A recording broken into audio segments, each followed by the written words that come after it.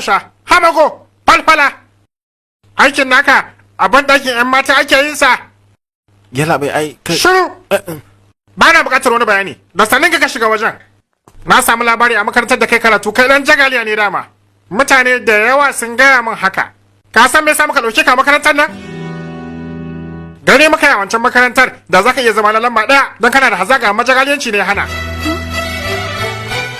A halin yanzu, hallau kana da damar zama na ɗaya, amma ka tsaya kana ta shashanci. Wannan sai wani zancen da ba tambaye shi ba yake.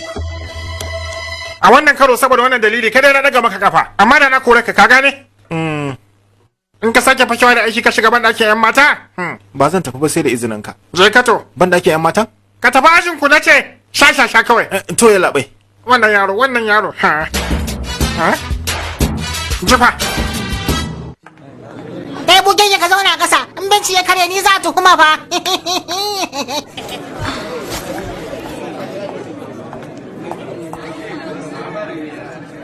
Barka da safiya yana Barka da safiya, barkan ku dai. Ku zauna, kowa ya zauna. Goni, kana ji? Dan Allah ka zauna mana. A'a.